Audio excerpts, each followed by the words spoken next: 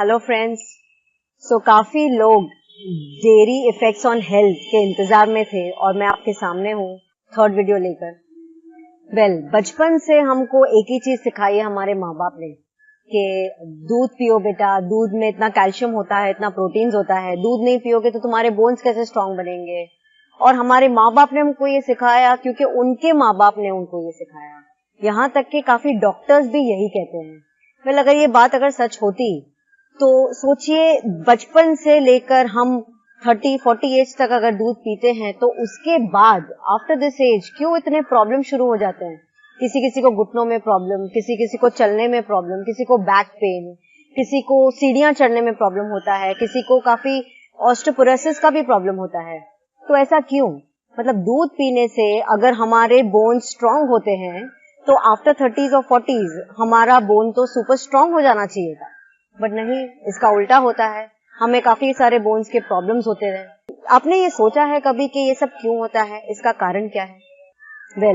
आपको पता है इसका कारण दूध ही है, क्योंकि दूध में केसिन और वे होता है और ये काफी एसिडिक होता है। तो हमारी बॉडी जो है वो इस एसिड को, इसके पीएच लेवल को बैलेंस करने के लिए हमारे बोन से फॉस्फेट और कैल्शियम निकालती है।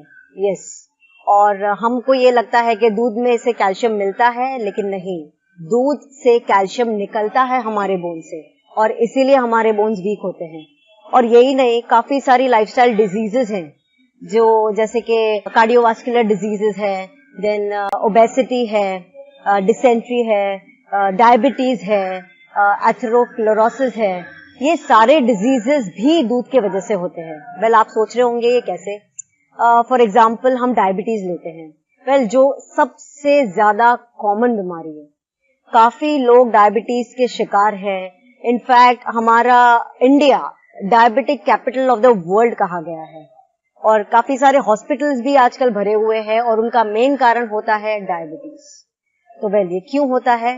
ये कोलेस्ट्रॉल की वजह से होता है जो दूध में होता है और ऑफ कोर्स काफी एनिमल प्रोडक्ट्स में होता है। तो ये कोलेस्ट्रॉल जो है वो हमारे ब्लड वेसल्स को काफी हद तक ब्लॉक कर देता है, जिसकी वजह से इंसुलिन जो है वो डेस्टिनेशन तक पहुंच नहीं पाती। तो इसके वजह से हम डायबिटीज के भी शिकार हो जाते हैं। दूध में लैक्टोज भी होता है और ये जो लैक्टोज है उसे डाइजेस्ट करने के लिए एक एंजाइम होता है जिसे हम कहते हैं लैक्टेज, और ये न्यूबॉर्न बेबीज में ही होता है। तो जैसे ही न्यूबॉर्न बेबी थोड़ा बड़े होते जाता है और जैसे ही वो माँ का दूध छोड़ देता है, उसका जो लैक्टेज एंजाइम है वो कम होते जाता है और काफी हद तक जीरो हो जाता है। तो इस वजह से हमारी बॉडी दूध को डाइजेस्ट नहीं कर पाती। लैक्टोज की वजह से कितनी सारी बीमारियां भी होती हैं जो कि काफी कॉमन है, जैसे कि इंडाइजेशन, स्टमक एक। तो सोचिए, ये सारे प्रॉब्लम्स हमें दूध की वजह से होते हैं और हमें इसका अंदाजा भी नहीं है और इसे लैक्टोज इंटॉलरेंस कहते हैं। कहा गया है कि most of the population in the world is lactose intolerant. तो इस वजह से हम दूध को डाइजेस्ट भी नहीं कर पाते। काफी सारी ऐसी इंडिविजुअल स्टडीज भी हैं, जैसे कि animal equality, FIAPO, Hindustan Times, Times of India. इनके फैक्ट्स के बेसिस पे ये भी माना गया है कि जिस तरह से आज गायों को जिस कंडीशन में रखा जाता है उसकी वजह से उनको काफी सारी बीमारियां, काफी डिजीजेस होते हैं, जिससे उनको काफी जल्दी से इन्फेक्शंस हो जाते हैं और इस वजह से इनको काफी इंजेक्शंस दिए जाते हैं, एंटीबायोटिक्स के इंजेक्शंस, ग्रोथ हार्मोन्स के इंजेक्शंस, देन ऑक्सीटोसिन का इंजेक्शन दिया जाता है जो कि दूध ज्यादा आने के लिए दिया जाता है, और कुछ बीमारी की वजह से इन्हें डाइक्लोफेनाक का भी इंजेक्शन दिया जाता है। तो सोचिए, इतनी सारी दवाइयां गायों को दी जाती है। और यही नहीं, आज के जमाने में गायों को हमने दूध बनाने का मशीन बना दिया है और इसकी वजह से बार बार रोज दूध निकालने से उनको कितनी सारी सूजन, स्वेलिंग होती है और पस भी होता है। तो वो पस जो है वो दूध में भी पड़ता है। यस, आपने सही सुना, पस दूध में भी पड़ता है। आप रिसर्च कर सकते हैं कि यूएसए में लॉ है कि एक गिलास दूध में 135 मिलियन पस सेल्स अलाउड है और यूके में 1 लीटर के दूध में 400 मिलियन पस सेल्स अलाउड होते हैं। तो सोचिए इंडिया में क्या होता होगा, क्योंकि इंडिया में इस चीज का कोई ना लॉ है ना कोई रिस्ट्रिक्शन है। तो कितना पस भी दूध में होता है, जिसकी वजह से सोचिए आपके बॉडी में ऑलरेडी कितनी बीमारियां हुई होंगी और आपको पता भी नहीं। इतना सब जानने के बाद भी काफी लोग ऐसा भी आकर कहेंगे कि ये A2 मिल्क अच्छा है। A1 A2 मिल्क के बारे में काफी चर्चा हुई थी, काफी लोग इसके बारे में बात कर रहे थे। ये A2 मिल्क एक्चुअली है क्या, किसी को पता नहीं। ये A2 मिल्क एक कंपनी का नाम है जो कि न्यूजीलैंड की कंपनी है, और इस कंपनी ने अपने निजी फायदे के लिए इस पे पैसे लगाए थे, इसकी रिसर्च के नाम पे पैसे लगाए थे, ताकि ये ऐसे मार्केटिंग कर सके कि A2 मिल्क सही है। लेकिन अभी साइंस ने प्रूव किया है कि ये A1 और A2 मिल्क में कोई फर्क नहीं है। आपको मैं एक लाइव एग्जांपल ऐसे इंसान से मिलाती हूँ कि जिन्होंने अपनी लाइफ में काफी हद तक अपने हेल्थ प्रॉब्लम्स को सॉल्व किया है सिर्फ दूध छोड़ने से। एंड इनको काफी सारी बीमारियां भी थी, तो उन्होंने जो दूध छोड़ा उनके साथ कैसे क्या हुआ, आइए जानते हैं। I am Anil Nagpal, aged 55 years, based in Mumbai. I was diagnosed with diabetes for the past 10 years and was prescribed a medication of 2 mg initially, and subsequently it progressed to 2000 mg. I tried various modes to overcome my disease but could not succeed.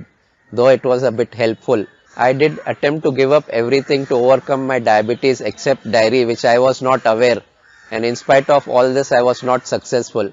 But then last year I came to know about the vegan lifestyle, which I opted and gave up all dairy products. Within a month I could see the changes in my sugar levels. My medication came down from 1000 to 500 mg, and each month my dosage was reduced, and within a span of 3 months all my medicines were stopped.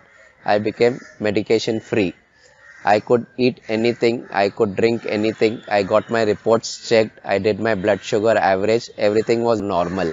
I had all the fruits which I was advised not to have, and the juices also, like sugarcane juice also. In spite of having all this, I again got my reports checked and they were normal. Giving up dairy gave me that most elusive thing which was, and that clicked immediately for me. So these are the enormous benefits of being a vegan. Not only that, I had to give up other medications also, like cholesterol, blood pressure, and crocin, whatever I used to take for fever, cough, cold. Now none of these symptoms are there with me, and my energy levels have gone up a lot. I feel 10 years younger. The energy levels what I had at the age of 40, 45, like I can go on a pilgrimage trek with a group of 20-25 people, and I am the first one to complete the trek. So these are the benefits of being vegan. And not only that, after becoming a big vegan on health reasons, on health grounds, I have now become an animal rights activist also, having known what is the cruelty involved in the industry. So I would advise everybody to opt for the vegan lifestyle and give up dairy products. Thank you. So आपने देखा कि इन्होंने किस तरह अपनी life में इतना बड़ा चेंज लाया, सारी बीमारियों को रिवर्स किया और हेल्दी लाइफस्टाइल जी रहे हैं। ये बचपन से वेजिटेरियन थे और उनको इतनी सारी बीमारियां दूध की वजह से हुई थी, तो उन्होंने दूध को छोड़कर ये सारे सॉल्यूशंस लाए। प्लांट बेस्ड डाइट एक्चुअली लोगों को लगता है काफी डिफिकल्ट है, लेकिन नहीं, ये काफी इजी है। इसके काफी सारे ऑप्शंस अवेलेबल है। आप यूट्यूब कीजिए how to make vegan milk, how to make plant based milk, आपको लिस्ट ऑफ ऑप्शंस मिल जाएंगे। और यही नहीं, आप समझो बाहर जब होटल जाते हैं तो आप इतना कह सकते हैं कि मेरे खाने में घी या बटर मत डालना, और पनीर के अलावा तो काफी सारे ऑप्शन वैसे भी अवेलेबल हैं। पर यस, अगर पनीर के अलावा आप टोफू की डिमांड कर सकते हैं तो वो भी कीजिए, क्योंकि प्लांट बेस्ड ऑप्शंस की डिमांड करना भी उतना ही जरूरी है, ताकि हम हेल्दी रह सके और हमारा फ्यूचर जनरेशन भी हेल्दी रह सके। सो गो फॉर प्लांट बेस्ड। और अगर हेल्थ के लिए आपको ज्यादा जानकारी चाहिए तो आप one of the best documentaries देख सकते हैं, that is what the health and fork over knives.